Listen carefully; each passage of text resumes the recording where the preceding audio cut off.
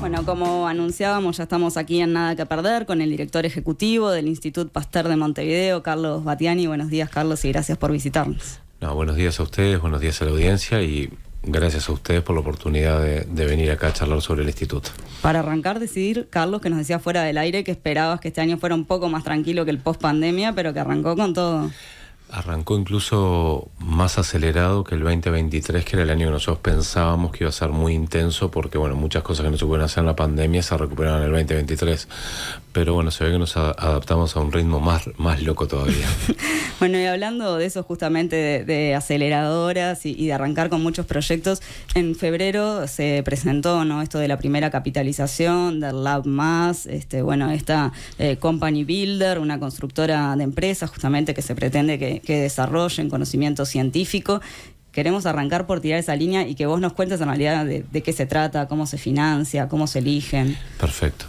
A ver, el Instituto Pasteur de Montevideo es uno de los 34 institutos Pasteur que integran la red de institutos Pasteur internacional, que son subsidiarias del famoso Instituto Pasteur de París y que están en todos los continentes, en todo el mundo, y es una red de trabajo muy linda.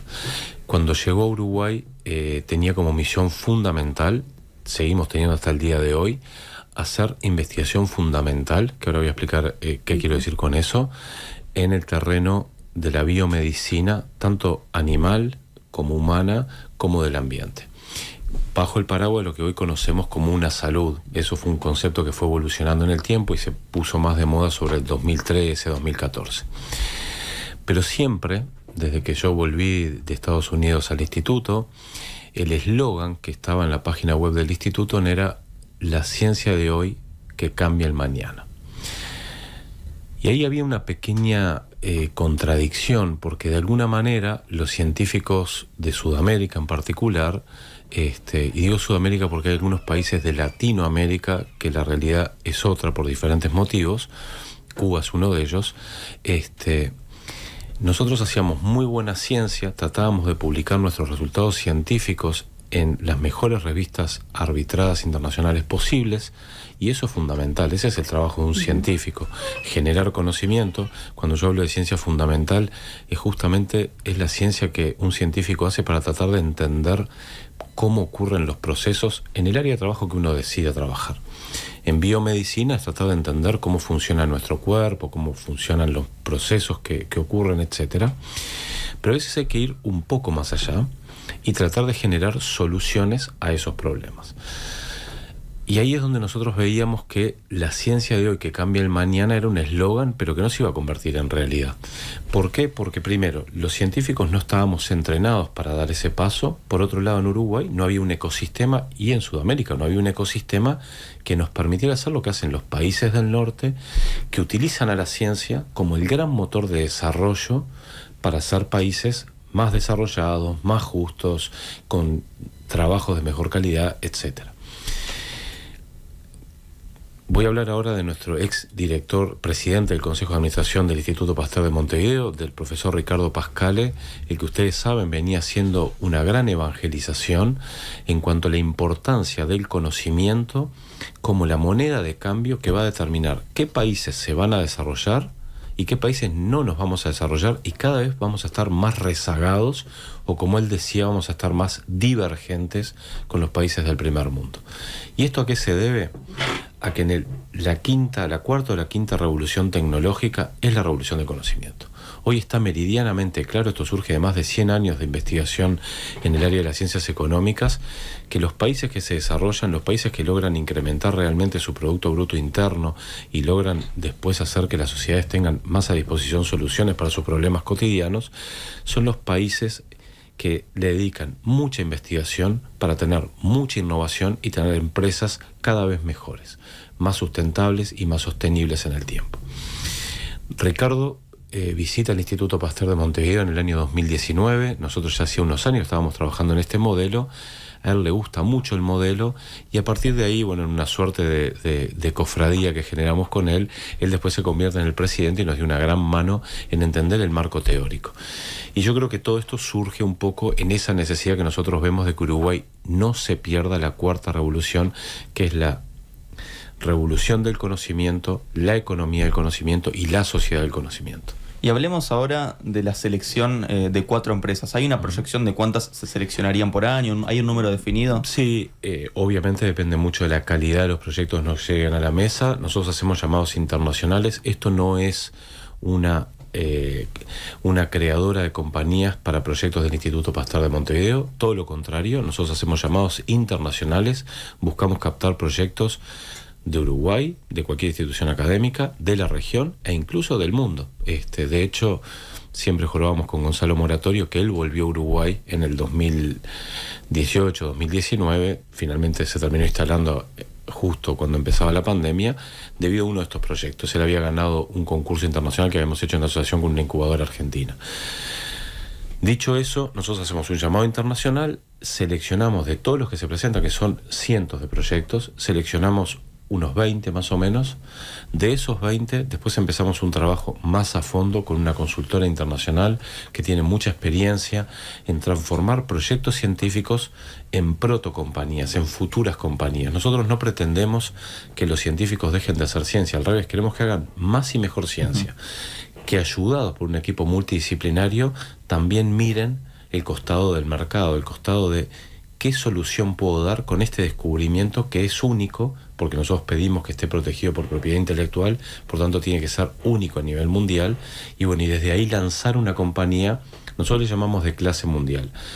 Ojalá lleguemos a de clase mundial. Lo que queremos decir con eso es que aspiramos al mercado global, no aspiramos al mercado de Uruguay, porque el mercado de Uruguay no te permite generar compañías que sean competitivas. Claro. Hablabas de la selección de las empresas. ¿Este vendría a ser el rol del Instituto Pasteur? A ver, el proyecto LAB+, que justamente el nombre lo que quiere decir es que es más que un laboratorio. Sí. Eso es lo que queremos indicar, que esto va desde el laboratorio a tratar de crear una compañía, una pequeña compañía, una pyme, que se llama startup en inglés, que busque generar una solución en el mercado. ¿Cómo hacemos eso? A través de una asociación en pie de igualdad entre un instituto académico que pone toda su infraestructura, todo su ecosistema, todo su equipamiento, todo su know-how, junto a un fondo de inversión privado. Este es un proyecto donde nosotros no le pedimos al Estado un solo peso. Es un fondo de inversión privado que tuvimos la suerte, al principio pensamos que no iba a ser así, de que fuimos acompañados por un conjunto de familias uruguayas que no solo están invirtiendo porque lo ven como una oportunidad de ganar, que es lo clásico de un inversor, y está bien que así sea, sino que en este caso estas familias además se dan cuenta de la importancia de este proyecto para el futuro del país. Entonces eso yo creo que es algo muy lindo, porque están tratando de ayudar a que el Uruguay se vuelva a desarrollar como lo supo ser a principios del siglo XX. Entonces nosotros en ese comité de selección estamos representados, por un lado, la parte científica, por otro lado, la parte de negocios. El olfato de negocios es algo que los científicos no tenemos. Entonces ahí precisamos el otro costado. Una vez que seleccionamos el proyecto, sí traemos una consultora internacional que de vuelta está integrada por gente de distintos expertices, por científicos, porque es gente que ha hecho máster en business, maestrías en negocios, etcétera, y que además tiene mucho trayecto de conocer el mercado de ciencias de la vida, que es un mercado muy particular, es un mercado que tiene un potencial enorme de crecimiento, como lo tuvo en su momento la parte de la información y de los software, pero que bueno, que en Uruguay no está explotado. Carlos, me queda una duda cuando decís el Estado no pone un peso, ¿no? Porque acá es un fondo privado que se asocia al instituto, ¿no? Que pone sus instalaciones y demás, pero a su vez el instituto sí tiene fondos estatales. Exacto.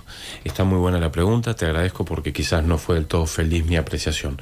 No pone un peso de plata constante, de plata al contado.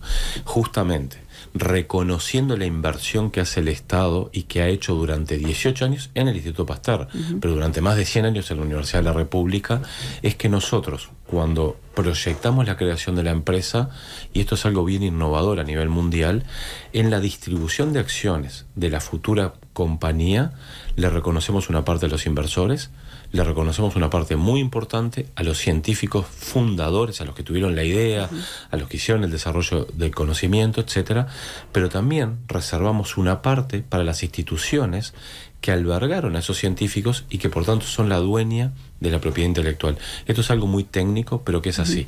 Por tanto, hay un conflicto de interés. El Instituto Pasteur está poniendo a disposición de empresas privadas una parte de los laboratorios que son subsidiados por el Estado. ¿Cómo rompemos ese conflicto de interés? Porque un conflicto de interés lo importante no es tenerlo, es solucionarlo. Primero hay que declararlo y después solucionarlo. Nosotros, ¿cómo lo solucionamos? Y esto fue trabajado con el gobierno y con todas las autoridades universitarias. Lo solucionamos diciendo, bueno, nosotros estamos coinvirtiendo con los inversores. Nada más que nosotros no invertimos en plata disponible. Invertimos en salario, invertimos en recursos de investigación, invertimos en laboratorio, invertimos en un ecosistema. Reconózcanos eso dándonos acciones. Si el día de mañana la empresa se funde, perdemos todos. Y entonces esto es lo que se llama una inversión de riesgo.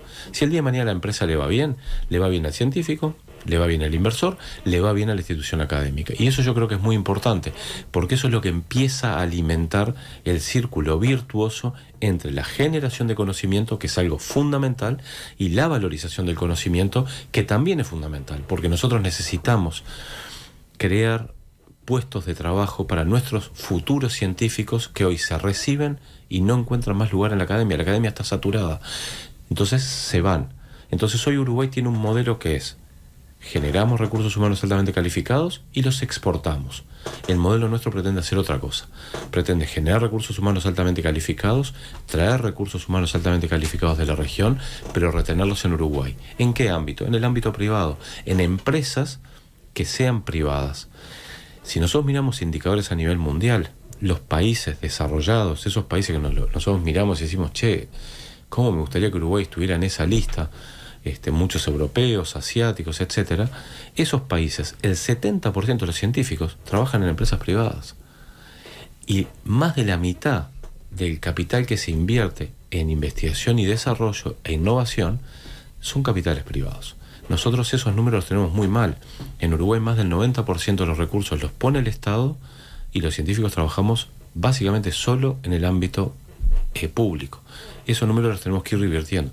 No lo va a revertir el Lab+. Nosotros queremos hacer una prueba de concepto para animar a otras iniciativas de mayor porte y sobre todo, bueno, Uruguay Innovation Hub, que viene con más volumen de dinero, etcétera, que bueno, que también puede acompañarnos. Carlos, vos lo decías ahora, ¿hacia dónde tiene que ir nuestro país pensando en la inversión de PBI en desarrollo e investigación? ¿Cómo estamos en la región aquí, en ese sentido? En la región estamos igual que todos, pero es horrible, porque, por ejemplo, el otro día, hace 2 días, China anunció un incremento del 10% de los recursos que va a invertir en ciencia, tecnología e innovación, con el objetivo de ganarle la carrera tecnológica a Estados Unidos. China es uno de los países que invierte más en esto, está en el 4.5% de su Producto Bruto Interno en los últimos años, tuvo una pequeña caída por la recesión que tuvo, pero no se mueve de esos rangos. Estados Unidos históricamente venía en el 2%, había bajado durante las administraciones previas, pero los países que se quieren desarrollar van al 4% más o menos del PBI, los países desarrollados, para no perder la carrera, están en el 2%, en América del Sur estamos 0,4, 0,5, 0,6, depende mucho el periodo y cómo haga las cuentas. Con esos números nosotros nunca vamos a poder alcanzarlos, porque obviamente ellos invierten más, van más rápido. Ahora, ¿eso quiere decir que no podemos hacer nada? No, todavía podemos hacer cosas. Uruguay hace 40 años que viene con mucho sacrificio, con mucha voluntad, con mucha vocación, desarrollando un sistema científico-tecnológico que es sólido y que es reconocido a nivel mundial, igual que Argentina, que tiene 3 premios Nobel en ciencia. Lo que nos falta es desarrollar la otra parte del ecosistema, que es la parte de, una vez que generamos conocimiento, permitirnos, y yo creo que es hasta un deber moral, darnos vuelta y decir, bueno, ahora que generé conocimiento como científico, devolvámosle al pueblo lo que es del pueblo, porque todos nuestros salarios vienen financiados por el pueblo. Entonces, ¿por qué no nos vamos a permitir soñar, como hicimos durante la pandemia, de generar soluciones autóctonas para los problemas nuestros? ¿Por qué en la historia de Sudamérica nunca pudimos poner un medicamento en la farmacia? Todo lo que consumimos en Sudamérica fue creado y desarrollado en el norte. Eso nos sale carísimo a nosotros. Nosotros tenemos que poder dar vuelta a eso. Y después de la pandemia no se esperaba quizá que se valorara todo el trabajo hecho y que se viera plasmado. Sí, lo que pasa es que yo creo que esto trasciende a un periodo de gobierno puntual. Es decir, yo creo que acá lo que se precisa, como bien lo decía Ricardo Pascal en sus 2 últimos libros, del freno al impulso y el Uruguay que nos debemos, esto es una política. Los países que logran hacer esto son programas a 30 años, donde todos se ponen de acuerdo y durante 30 años está claro en cómo y para qué voy a invertir. Quiero decir 2 conceptos que me parecen fundamentales. Por un lado, estos proyectos que buscan valorizar el conocimiento para nada pretenden limitar el valor de la ciencia a su valor económico y mucho menos a las necesidades del mercado. Cada vez que en un país se ha tendido a direccionar la ciencia para solucionar algunos problemas concretos de los países, eso termina saliendo mal. Entonces nosotros tenemos que dejar que los científicos trabajen con la vocación del científico, que es encontrar el por qué, el cómo pasan las cosas. Una vez cada tanto, de esos científicos va a surgir un conocimiento que nos va a permitir tener algo que tiene muchísimo valor. Si yo les pregunto a ustedes, ¿no? Díganme, ¿cuál es el país del que les gustaría comer un chocolate hoy? ¿Qué país se les ocurre? Suiza. Suiza. Suiza no tiene cacao. Claro. ¿Cómo hace Suiza para vendernos esos chocolates riquísimos, carísimos, cuando es un país que no tiene cacao? Compra cacao en Sudamérica, le puso mucha investigación, mucho conocimiento, mucha innovación y genera los mejores chocolates del mundo. ¿Y cuánto es el valor agregado que tiene? Compra 1 kilo de cacao quizás a $1 y vende una tableta de chocolate a $30. Ese es el potencial que nosotros nos tenemos que dar cuenta que tenemos como país. Si me preguntan a futuro, en 20 años, yo creo que las industrias sobre las cuales se va a manejar la economía uruguaya, ojalá, porque si no vamos a estar muy mal, van a ser industrias nuevas, industrias basadas en creación de productos disruptivos, basados en mucha investigación, en mucho conocimiento, que van a permitir tener una sociedad más justa, más igualitaria. Obviamente que ahí implican políticas de Estado, etcétera, que bueno, eso es, no es mi rol en este momento. Bueno, justamente estamos, ¿no?, en el año electoral, donde surgen aquí las promesas y demás, y desde hace muchos años, ¿no?, la demanda de la comunidad educativa y científica es alcanzar el 6%, bueno, más 1% en educación e investigación, desarrollo e innovación. ¿Ese es el monto al que se debería aspirar en el próximo quinquenio o debería ser superior? Eso por un lado. Y por otro lado, ¿el país está en condiciones de dar este paso? A ver, yo creo que lo urgente no puede dejar de lado lo importante. Entonces, si a mí me preguntan, y a ver, estoy lejos de ser un político y manejar ciencias políticas y ciencias económicas, por tanto puedo decir disparates y pido disculpas de antemano. Pero si a mí me preguntan entre tener un presupuesto que anda en el orden del 3% del Producto Bruto Interno en Fuerzas Armadas versus invertir eso en educación y en ciencia, no tengo ninguna duda por dónde tenemos que ir. Los países que hace 60 años estaban por detrás de nosotros, Nueva Zelanda, Corea, Singapur, etcétera, la propia China, ¿cómo se desarrollaron? ¿Fue invirtiendo en Fuerzas Armadas? ¿Fue invirtiendo en abrirse al mundo? ¿O fue invirtiendo en educación, en ciencia, tecnología e innovación? Todos los países que hoy están a la cabeza en el mundo son todos países que en algún momento de su historia han tenido procesos donde apostaron fuerte a la ciencia, a la tecnología y la innovación, obviamente antes a la educación, para poner a la ciencia como motor de desarrollo sustentable y sostenible de los países. De eso no hay ninguna duda. Lamentablemente yo no tengo la formación económica que tenía Ricardo Pascal. A mí me encantaría estar haciendo esta entrevista con Ricardo Pascal sentado al lado mío, como trabajábamos en team, porque él podía darles a ustedes toda la explicación económica que yo aprendí mínimamente lo que pude en 5 años de convivir con él. Pero bueno, leyendo los libros de él queda meridianamente claro, leyendo la historia de los países que se han desarrollado, leyendo un libro que él siempre me recomendó, Por qué fracasan los países, etcétera, uno entiende que no es casualidad que algunos países se desarrollen y otros estemos rezagados. Son decisiones. Carlos, ahora cuando vos decís, bueno, de acá a 20 años yo me imagino un desarrollo de nuestras industrias y demás, eso ni que hablar que implica políticas públicas, políticas de gobierno.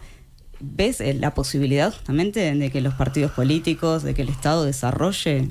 Yo creo que Ricardo Pascal, en esta última etapa de su vida, donde, como decían en el homenaje en el Museo de Artes visuales, creo que fue el 28 de febrero, yo estaba de viaje y no pude estar, como decía Emiliano Cotelo, que era el moderador de esa mesa tan linda con Enrique Iglesias, el expresidente Sanguinetti, el presidente de la Academia Nacional de Ciencias, Rafael Radi, y el director del museo, Enrique Aguerre.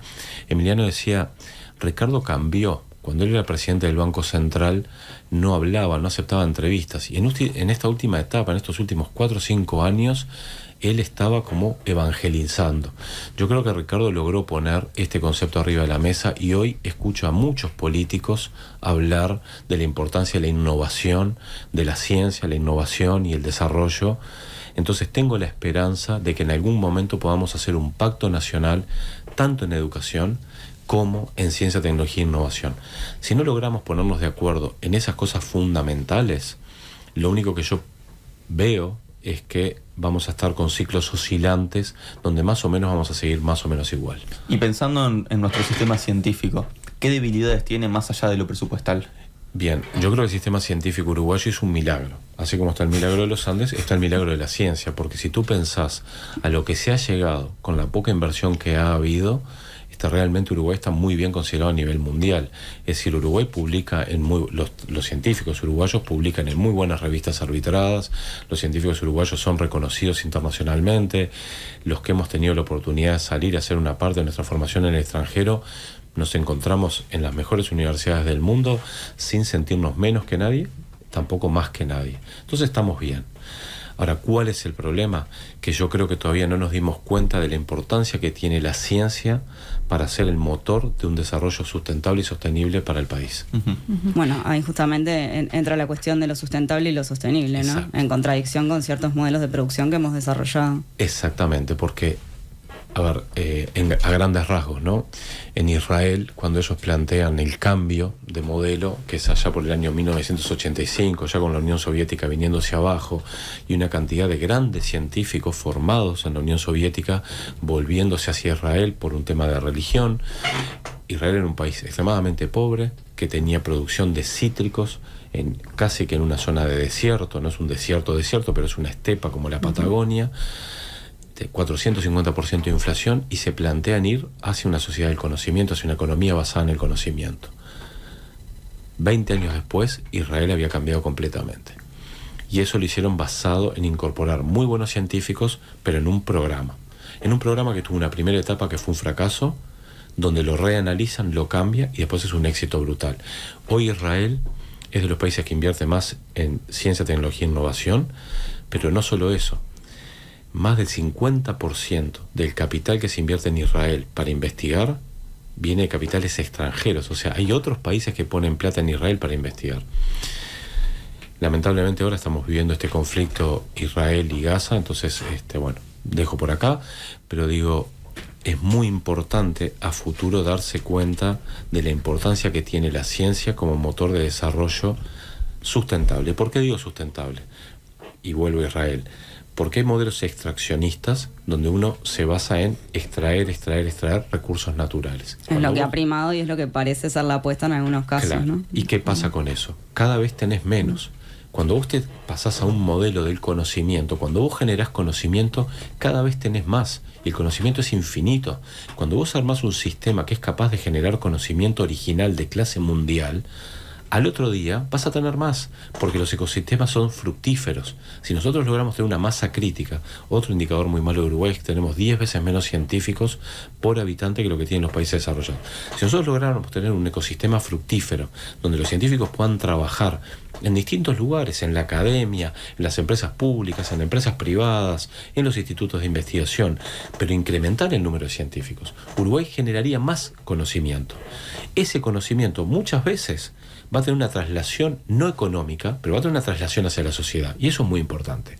Otras veces va a tener una traslación que además va a ser económica y va a permitir que el país no crezca a razón de 1 o 2% por año su Producto Bruto Interno, sino que crezca en forma importante. Yo el otro día, cuando abría la ceremonia del Lab Plus, la abría con un ejemplo, con una foto.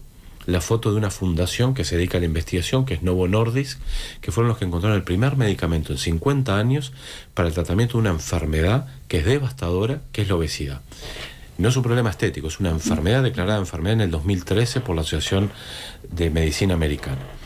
Esa enfermedad es el principal factor de riesgo para enfermedades cardiovasculares que matan y que acortan la vida de los pacientes. Después de 50 años de saber que era un factor de riesgo cardiovascular, no hemos encontrado un fármaco. Esta fundación encuentra un fármaco que es una solución real. El valor de la empresa el año pasado equivalía a todo el Producto Bruto Interno de Dinamarca de todo un año. Entonces fíjense en el potencial que tiene el conocimiento. Entonces no precisamos estar haciéndole mal al ambiente para poder crecer como sociedad. Lo que precisamos es darnos cuenta del valor que tiene el conocimiento. Y si ustedes piensan todo lo que nos rodea en este estudio fantástico que ustedes tienen, y que además les voy a decir una cosa, siempre me da mucha envidia sana ver todo esto que acapara el ruido, porque bueno, donde yo trabajo hay mucho ruido, entonces el silencio me encanta. Todo esto que nos rodea, ¿surge de qué? No surge de la nada, surge de procesos de investigación, de desarrollo tecnológico, estos micrófonos fantásticos. Pensemos hace 50 años, digo, ¿no? Hablabas de la cantidad de científicos que tenemos en nuestro país, ¿no? ¿Cómo estamos en cantidad de científicos y cómo estamos en esta idea de que muchos estudiantes se forman acá y una vez que, bueno, se reciben, emigran? Y bueno, comparado con la región no estamos mal, pero a mí me gusta compararme con los primeros de la clase. Con los primeros de la clase tenemos un indicador que es muy malo y tenemos 10 veces menos científicos por cada 1000 habitantes económicamente activos o por cada 1.000.000 de habitantes. Eso, los números, hay gente que se dedica a eso, yo los leo y los analizo. Con respecto a los jóvenes, lamentablemente el problema que tienen hoy es que hoy, si ellos se reciben de doctor en ciencias, que es el título final de cuando uno hace una carrera de corte científica, por ejemplo un licenciado en bioquímica, después puede hacer una maestría y un doctorado, el título que te dan es el doctor en ciencias. Bien, ¿dónde puede aspirar a trabajar? En alguna facultad, en algún instituto de investigación, para lo cual tiene que esperar que se abra un llamado, para lo cual tiene que esperar que alguien se muera, porque lamentablemente las universidades y los institutos de investigación estamos saturados. Nosotros no estamos teniendo crecimiento de nuestros presupuestos que nos permitan absorber más científicos. Entonces, de alguna manera, si no vamos a esperar un cambio de las señales de nuestros políticos, tenemos que buscar nosotros un cambio. Eso es algo de lo que estamos tratando de hacer en el Instituto Pasteur. Nosotros hoy, increíblemente, a pesar de que el Lab Plus recién empieza, el Lab Más, nosotros hicimos un camino previo para llegar a donde estamos hoy, un camino de aprendizaje. Ya tenemos algunas empresas creadas adentro del instituto y hoy el 10% de los científicos que están en el instituto trabajando día a día reciben el salario de empresas privadas. Y yo espero que ese número siga creciendo y espero que ese número crezca a nivel país. Carlos Battiani, director ejecutivo del Instituto Pasteur de Montevideo, muchas gracias por esta mañana por acá. No, muchas gracias a ustedes, realmente fue una entrevista muy disfrutable, espero que a la audiencia le haya parecido lo mismo y de vuelta, muchas gracias por la invitación. Sos bienvenido al estudio cuando quieras silencio, escapar un poco del instituto. Gracias, Carlos. Les voy a copiar el aislamiento. Gracias. Nada que perder.